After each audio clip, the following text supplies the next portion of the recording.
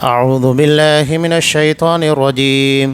بسم الله الرحمن الرحيم.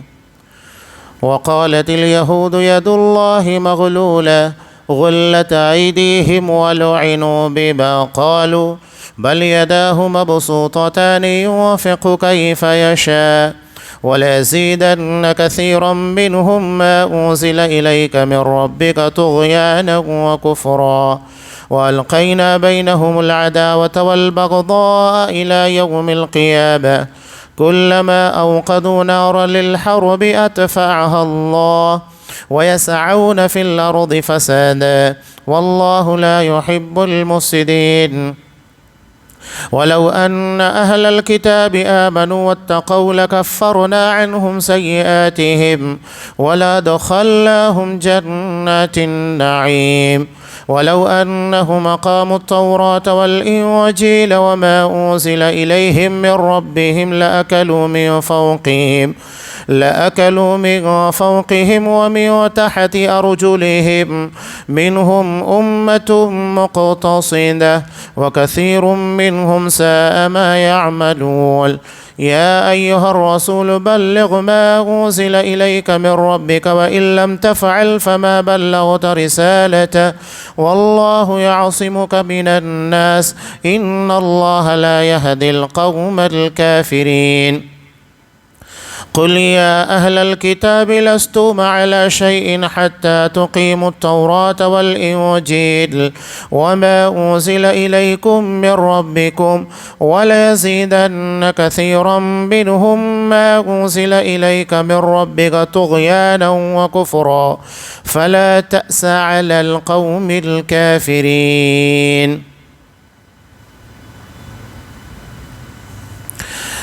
اور یہودیوں نے کہا کہ اللہ تعالیٰ کے ہاتھ بندھے ہوئے ہیں، انہی کے ہاتھ بندھے ہوئے ہیں، اور ان کے اس قول کی وجہ سے ان پر لعنت کی گئی، بلکہ اللہ تعالیٰ کے دونوں ہاتھ کھلے ہوئے ہیں، جس طرح چاہتا ہے خرچ کرتا ہے، اور جو کچھ تیری طرف تیرے رب کی جانب سے اتارا جاتا ہے وہ ان میں سے اکثر کو تو سرکشی اور کفر میں اور بڑھا دیتا ہے، اور ہم نے ان میں آپس ہی میں قیامت تک کے لیے عداوت اور بغض ڈال دیا ہے۔ جب کبھی لڑائی کی آگ کو بھڑکانا چاہتے ہیں تو اللہ تعالیٰ اسے بجھا دیتا ہے۔ یہ ملک بھر میں شر اور فساد مچاتے پھرتے ہیں، اور اللہ تعالیٰ فسادیوں سے محبت نہیں کرتا۔ اور اگر یہ اہل کتاب ایمان لاتے اور تقوی اختیار کرتے تو ہم ان کی تمام برائیاں معاف فرما دیتے، اور ضرور انہیں راحت و آرام کی جنتوں میں لے جاتے۔ اور اگر یہ لوگ تورات و انجیل اور ان کی جانب جو کچھ اللہ تعالیٰ کی طرف سے نازل کیا گیا ہے ان کے پورے پابند رہتے تو یہ لوگ اپنے اوپر سے اور نیچے سے روزیاں پاتے اور کھاتے۔ ایک جماعت تو ان میں سے درمیانہ روش کیے، باقی ان میں سے بہت سے لوگوں کے برے اعمال ہیں۔ اے رسول، جو کچھ بھی آپ کی طرف آپ کے رب کی جانب سے نازل کیا گیا ہے پہنچا دیجئے۔ اگر آپ نے ایسا نہ کیا تو آپ نے اللہ کی رسالت ادا نہیں کی، اور آپ کو اللہ تعالیٰ لوگوں سے بچا لے گا۔ بے شک اللہ تعالیٰ کافی لوگوں کو ہدایت نہیں دیتا۔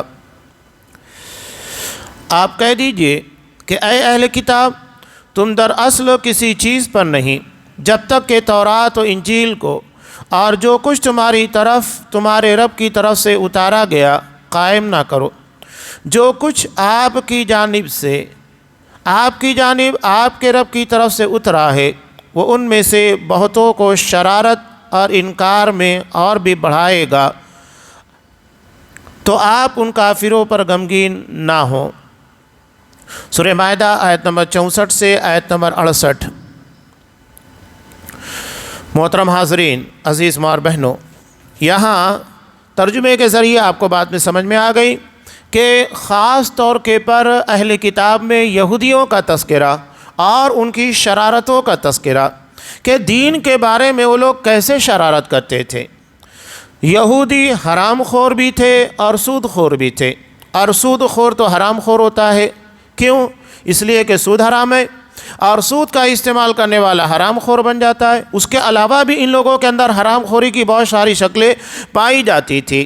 اب جب تک اللہ تبارک و تعالیٰ نے ان لوگوں کو نوازا، یعنی نبوت کا سلسلہ جاری رکھا، دنیا میں عزت عطا کی اور مال و دولت سے اپنی نعمتوں سے نوازا، تو کیا ہوا؟ تب تک انہوں نے اللہ تبارک و تعالیٰ کو کبھی یہ نہیں کہا کہ ان اللہ فقیر و نحن اغنیاء، کہ اللہ فقیر ہو گیا ہے اور ہم مالدار ہیں۔ لیکن جب اللہ نے اپنی نعمتیں ان لوگوں کے پر تنگ کر دی، یعنی جس طرح پہلے نازل کرتا تھا، نوازتا تھا، اس میں کمی کر دی، تو اب یہ کہنے لگے کہ اللہ فقیر ہو گیا ہے، ہم مالدار ہو گئے، اللہ ہم سے قرض مانگتا ہے۔ جب ان کو کہا جاتا صدقہ و خیرات کرنے کے لیے، تو اس کے پر ان لوگوں نے اس طرح کی پھبتیاں کسی کہ دیکھو اللہ محتاج ہو چکا ہے، فقیر ہو چکا ہے، تبھی تو اللہ کو ہمارے مال کی ضرورت پیش آ گئی ہے کہ اب ہمیں اللہ کو قرض دینا ہوگا۔ نعوذ باللہ۔ یہ ہے قرآن مجید یا اللہ کے کلام کو اس کے سیاق و سباق جو مفہوم ہونا چاہیے اس سے ہٹ کر سمجھنے کی کوشش کرنا۔ اور ہمارے درمیان بھی اس طرح کی یہودیت لوگوں کے اندر پائی جاتی ہے کہ وہ قرآن مجید کو دراصل اللہ کے رسول کی حدیث، صحابہ کی فہم نہیں، اپنی فہم اپنے دماغ سے سمجھنے کی کوشش کرتے ہیں کہ اس کا یہ مطلب نکلتا ہے، اس کا یہ مطلب نکلتا ہے۔ یہی یہودیت ہے کہ اللہ کے کلام کو سب سے بہتر نبی سمجھتا ہے، اور اس کے بعد جن کے سامنے کلام نازل ہوا تو ان کی فہم کو سب سے بہتر سمجھا جائے گا، لیکن یہ قرآن و حدیث اور اس کے علاوہ اصحاب کرام کی فہم کو نہیں، اپنی فہم کو اہمیت دیتے ہیں۔ ہم جو سمجھ رہے ہیں وہ زیادہ بہتر ہے، اور یہی گمراہی کا سب سے بڑا راستہ ہے، جہاں سے انسان صحیح راستے کو چھوڑ کر گمراہی کے راستے کے پر قدم رکھتا ہے۔ تو یہودیوں نے بھی وہی حرکت کی۔ اب یہاں قرآن مجید نے جو کہا کہ یہودیوں نے کہا کہ اللہ کے ہاتھ بندھے ہوئے، ید اللہ کہا، تو اللہ نے اس کے جواب میں کیا کہا؟ غلت ایدیہم۔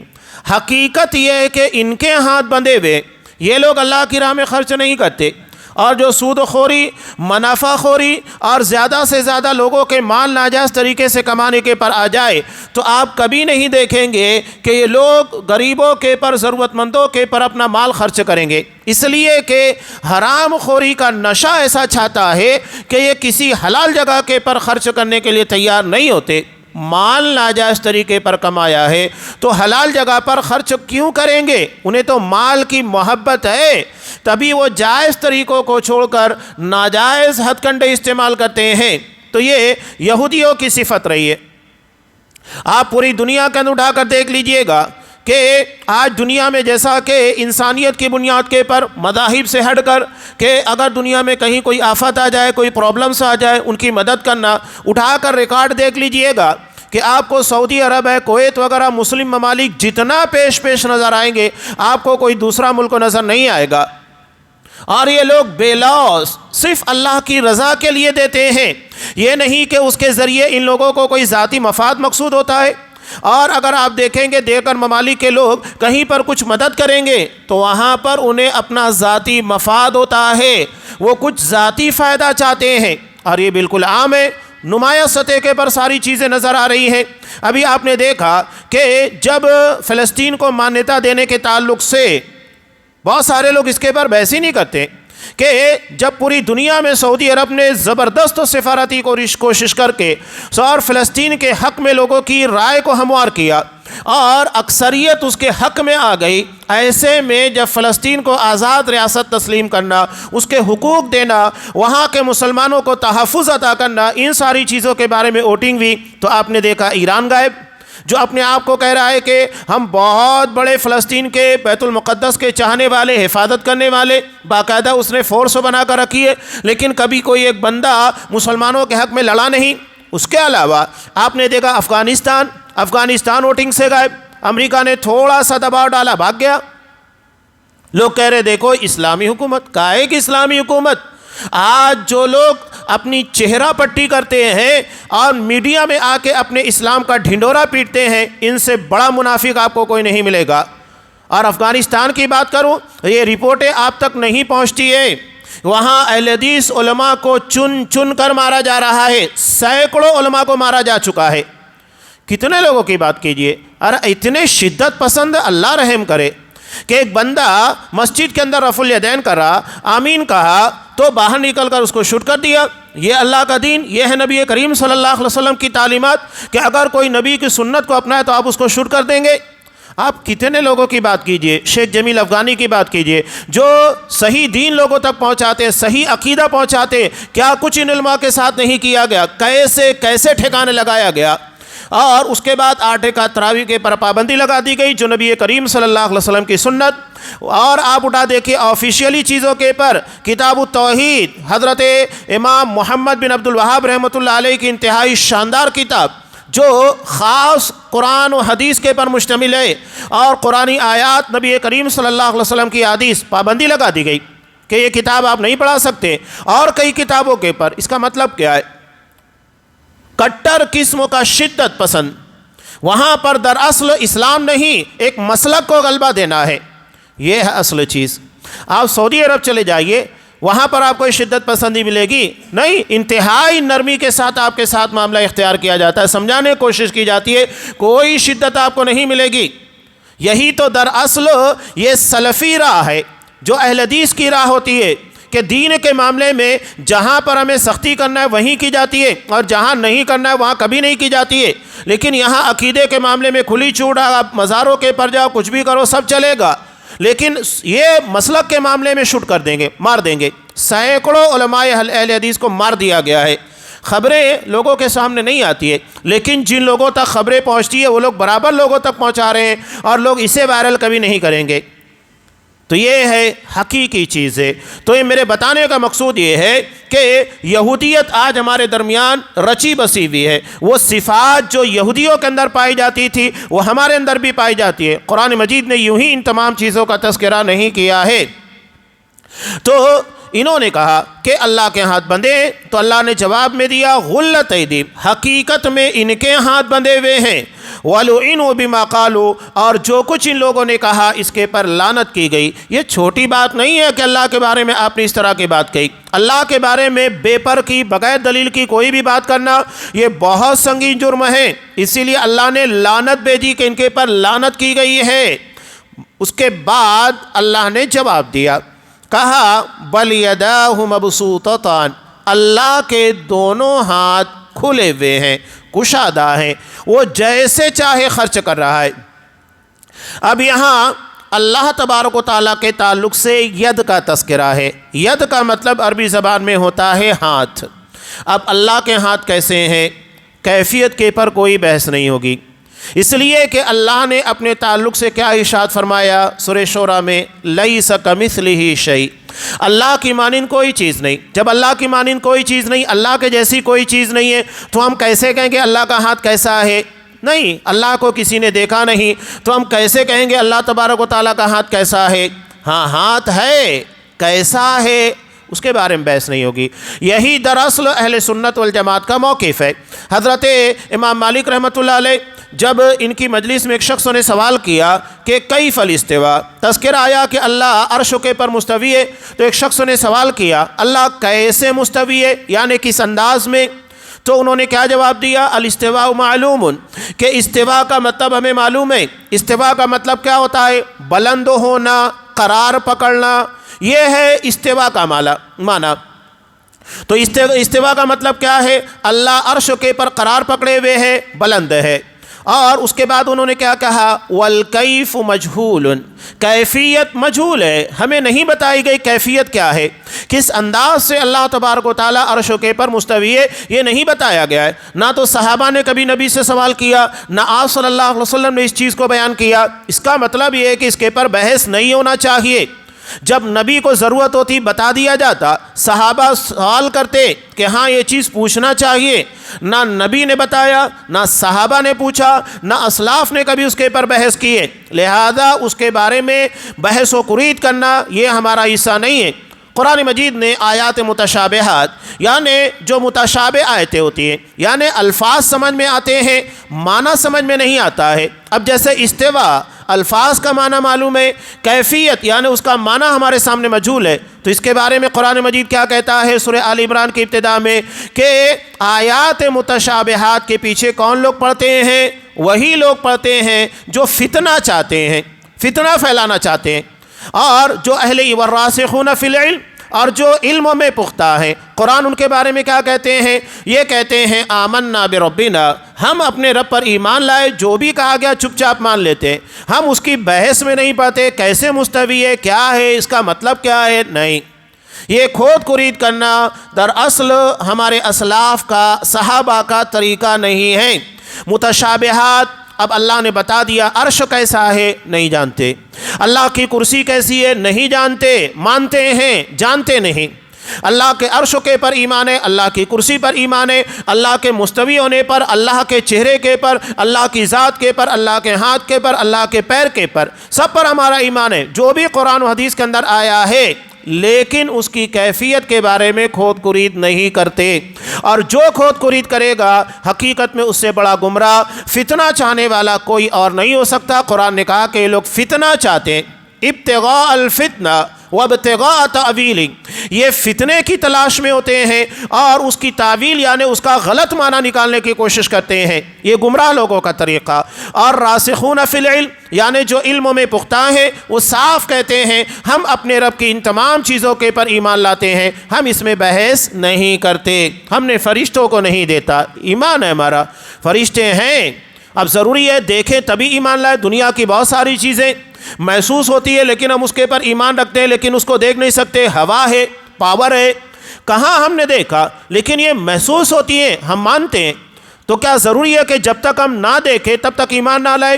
آج ہمارے درمیان بہت ساری چیزیں استعمال کی جا رہی ہے، موٹر سائیکل ہے، فور ویلر ہے، اور بہت ساری ٹیکنالوجی کی چیزیں، الیکٹرانکس ہیں، کیا ہم نے اس کے بنانے والے کو دیکھا کس انداز سے بنایا جاتا ہے؟ جسے عام زبان میں ہم کہتے ہیں آم کھائیے پیڑ گننے سے مطلب مت رکھیے گا۔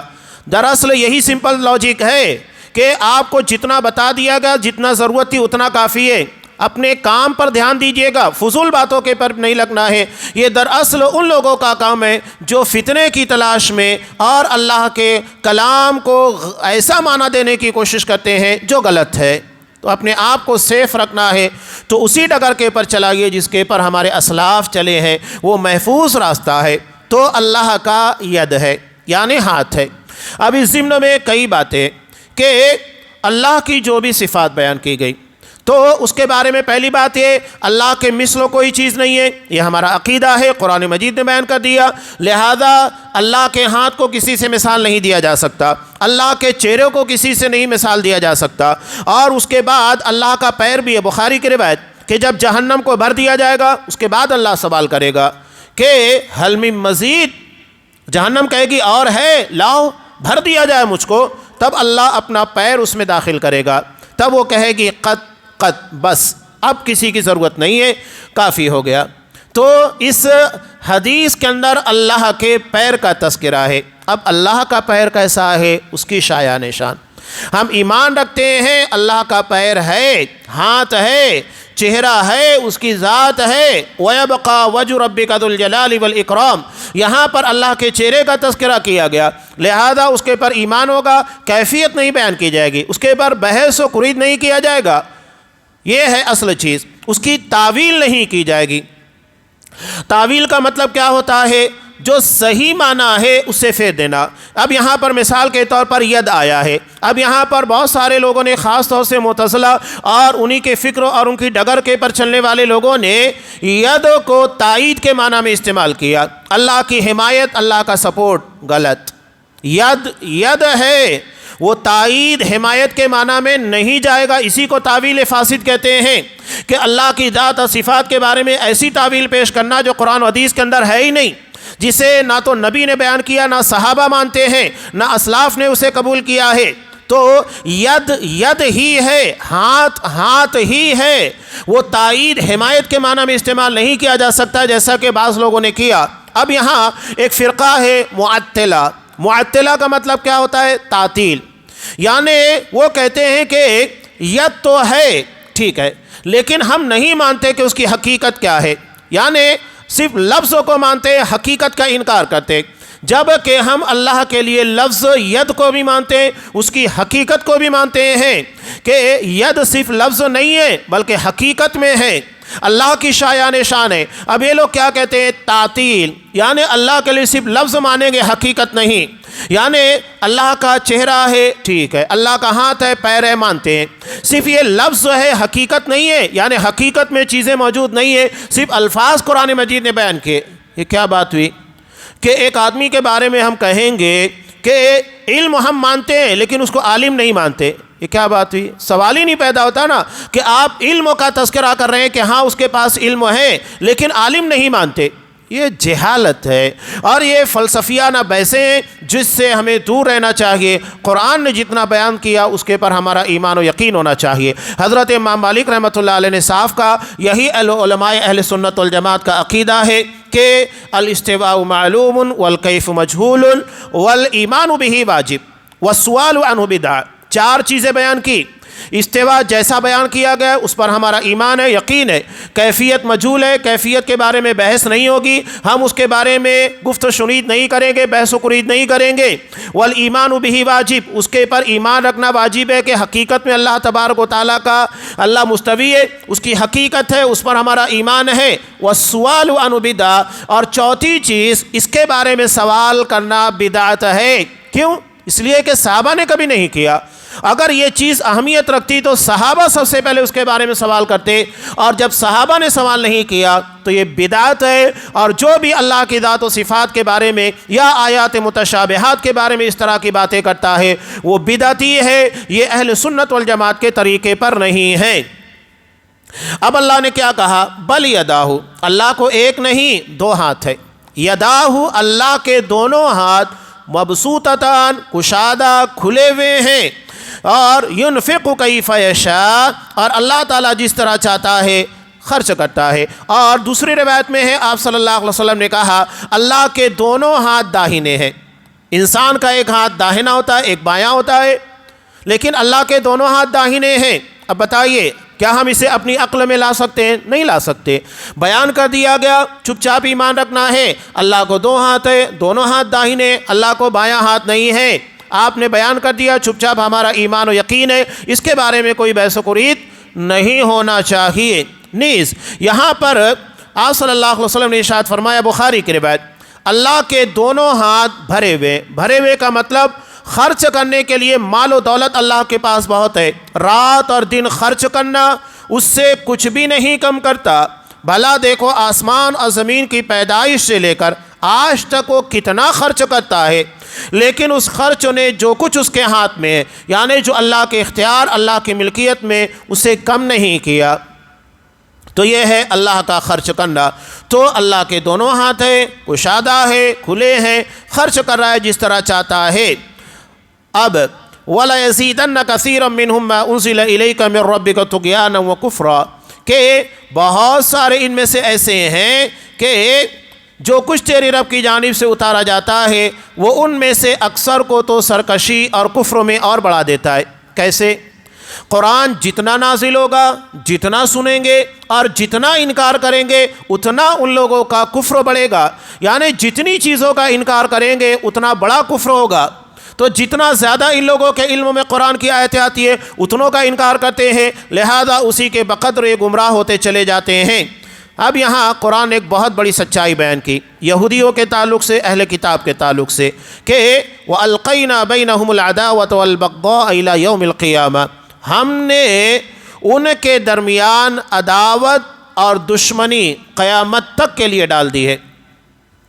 یہودی بظاہر ہمیں لگتے ہیں متفق ہیں، نصرانی بظاہر لگتے ہیں، حقیقت ایسی نہیں ہے، بلکہ قرآن نے صاف کہا ہم نے قیامت تک کے لیے ان کے درمیان بغض و عداوت کو ڈال دیا ہے۔ سورہ حشر میں اللہ نے کہا تحسبهم جمیعا وقلوبهم شتیٰ، تمہیں بظاہر وہ لوگ ایک نظر آتے ہیں، حقیقت میں ان کے دل ایک دوسرے سے جدا جدا ہیں، ان کے دلوں میں ایک دوسرے سے اختلاف ہے۔ قرآن اس حقیقت کو بیان کر رہا ہے، اور حقیقت یہی ہے جو قرآن نے بیان کیا۔ بظاہر یہ لوگ ایک نظر آتے ہیں، لیکن جتنی دشمنیاں، نفرتیں، ایک دوسرے کے خلاف بغض ان لوگوں کا ہے، کسی کا نہیں ہے، اس لیے کہ یہ توحید کے پر تھوڑی متفق ہیں، یہ دنیا کے لیے متفق ہوئے، اور جو دنیا کے لیے متفق ہوگا کبھی وہاں محبت نہیں پائی جائے گی۔ محبت وہاں ہوگی جہاں توحید ہوگی، اللہ پر ایمان ہوگا، اور اس بنیاد کے پر جب لوگ جمع ہوں گے تو دلوں کے اندر محبت پائی جائے گی۔ بظاہر اختلاف ہوگا، لڑ بھی لیں گے، لیکن دلوں کے اندر جو محبت ہونا چاہیے وہ نہیں ہوگا۔ صحابہ ایک دوسرے سے لڑنے کے بعد بھی دلوں کے اندر جو محبتیں تھیں وہ کبھی کم نہیں ہوئی۔ حضرت علی، حضرت امیر معاویہ رضی اللہ تعالیٰ عنہ جب صلح نامہ لکھا جانے لگا تو حضرت امیر معاویہ رضی اللہ تعالیٰ عنہ نے صاف کہا مجھ سے پہلے حضرت علی رضی اللہ تعالیٰ عنہ کا نام لکھو، اس لیے کہ شرف اور فضل میں مجھ سے بڑھ کر ہیں۔ یہ محبت ہے کہ ظاہراً اختلاف ہونے کے باوجود بھی ایک دوسرے سے لڑ لیں گے، لیکن دلوں کے اندر ایمان کی بنیاد کے پر جو محبت ہوگی اس کے پر آنچ نہیں آئے گی۔ یہ عقیدہ و ایمان کی محبت۔ حضرت ابوبکر صدیق، حضرت عمر فاروق رضی اللہ تعالیٰ عنہ ہر جگہ فیصلے میں ٹکراتے تھے، رائے میں ٹکراتے۔ جنگ بدر کے قیدیوں کے بارے میں حضرت عمر کی رائے جدا ہے، ابوبکر صدیق کی رائے جدا ہے۔ ایک قبیلے کے سردار کے بنانے کے تعلق سے ابوبکر صدیق کی رائے جدا، حضرت عمر فاروق کی رائے جدا۔ ٹکراؤ ہوتا تھا مزاج کی بنیاد پر۔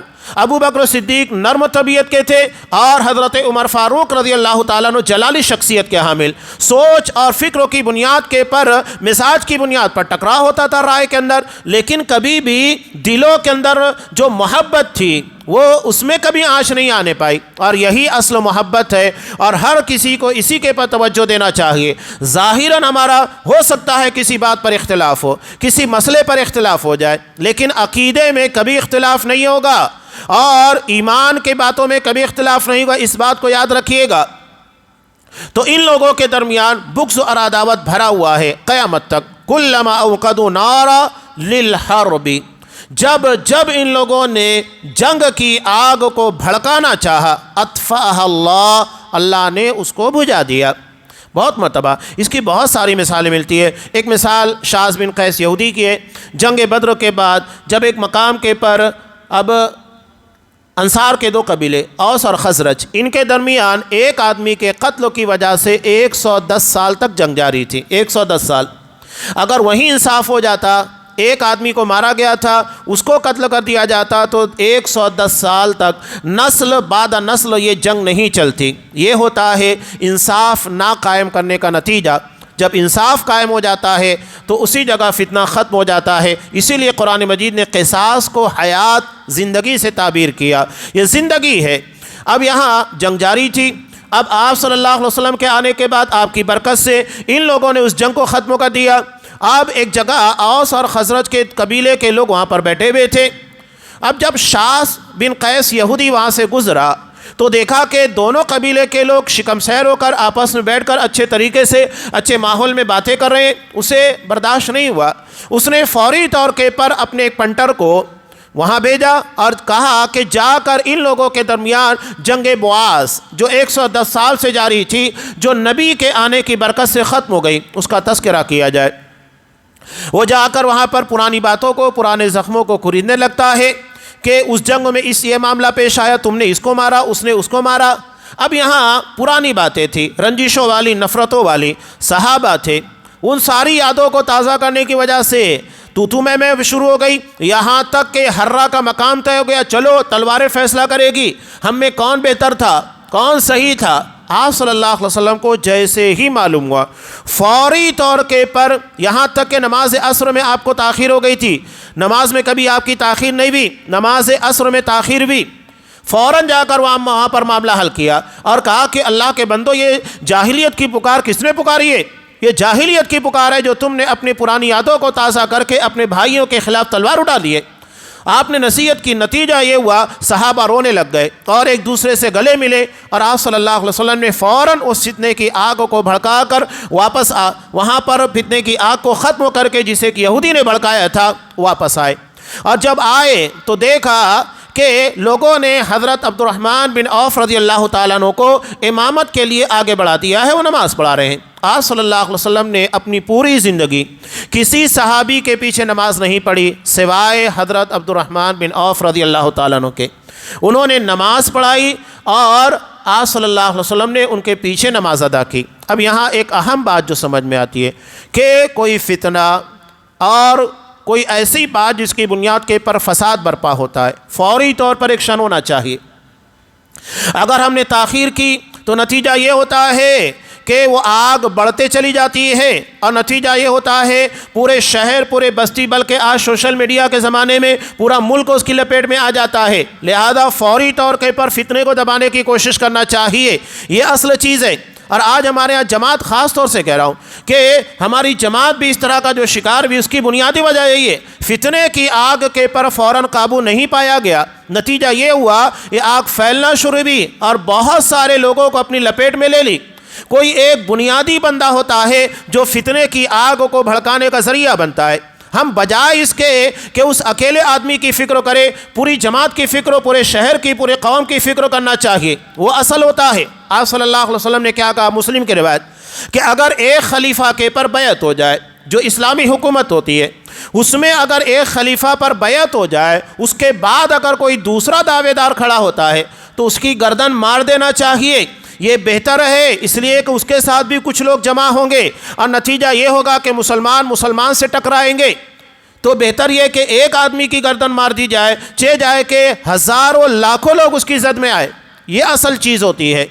بہرحال تو یہ آپ صلی اللہ علیہ وسلم کا عمل، اس کے پر ہمیں چاہے وہ ہمارے گھریلو مسائل ہوں یا شہر کے مسائل ہو، محلے کے مسائل ہو، ہر جگہ اس بات پر توجہ دی جائے، جیسے ہی کوئی مسئلہ پیدا ہو فوری طور کے پر اس کی تہ میں جانا، حقیقت کیا ہے اس کو سمجھنا، جگہ کے پر مسئلے کو شوٹ آؤٹ کرنے کی کوشش کرنا۔ یہ نہیں کہ ٹھیک ہے ایک دن بعد، 2 دن بعد، 3 دن کے بعد دیکھیں گے۔ انسان اصل میں جب اختلافات ہوتے ہیں، جھگڑا ہوتا ہے تو دل میں نفرت کی آگ بھری ہوتی ہے۔ اگر ہم نے فوراً اس کو ٹھنڈا نہیں کیا تو یہ کہا کہ 2 دن بعد، 3 دن کے بعد نتیجہ کیا ہوگا، وہ آگ سینے میں جل رہی ہے وہ باہر نکلے گی اور اس کے بعد دھماکہ ہوگا۔ آپ صلی اللہ علیہ وسلم بہت بہترین ماہر نفسیات تھے، فوری طور کے پر اس کا حل نکالا، اور نتیجہ کیا ہوا کہ وہ مسئلہ جسے ایک یہودی نے فتنہ پروری کی بنیاد کے پر جنگ کا ذریعہ بنانے کی کوشش کی، اس کو دبا دیا۔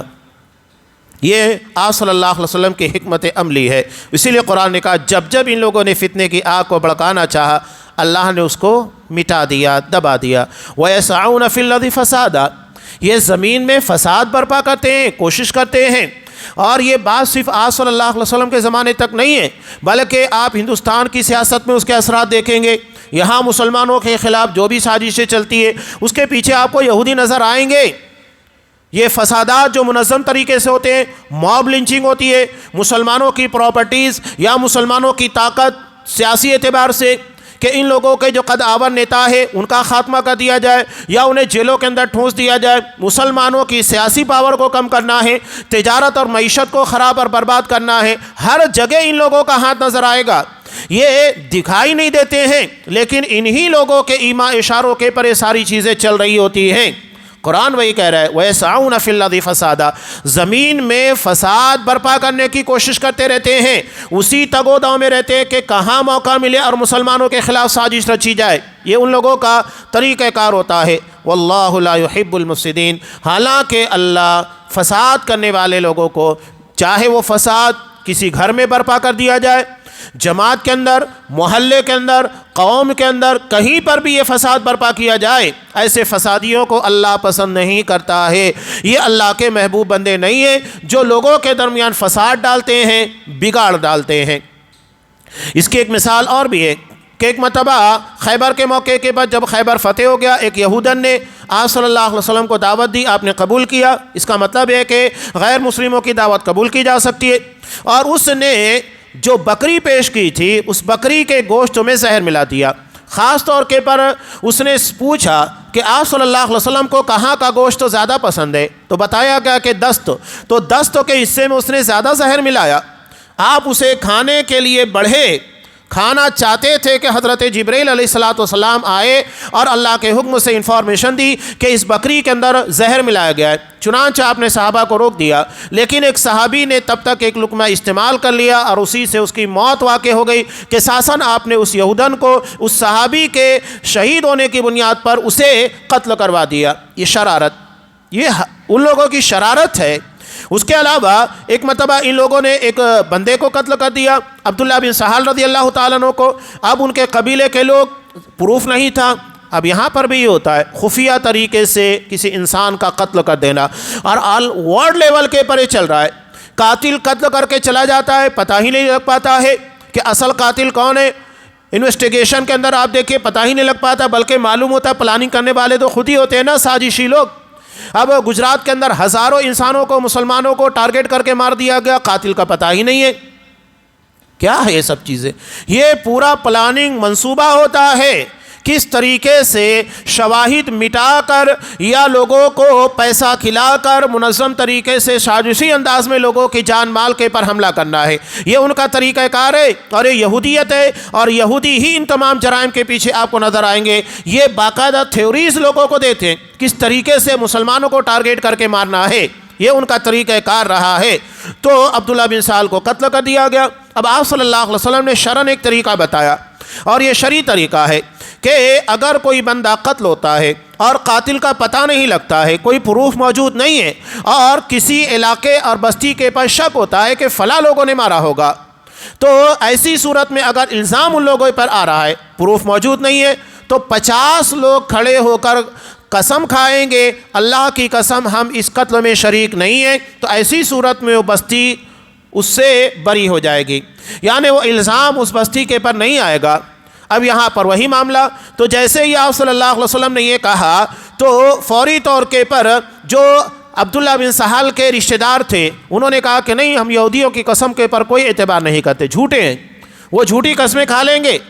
چنانچہ اب یہ مسئلہ درپیش ہو کہ اب کیا کرے، تو آپ صلی اللہ علیہ وسلم نے 100 اونٹ جو زکوٰۃ کے تھے وہ عبداللہ بن سہل کے رشتہ داروں کو دیت کے طور پر ادا کر دیے کہ یہ اونٹ تم لے لو، اس لیے کہ اب کوئی تو دینے والا نہیں ہے۔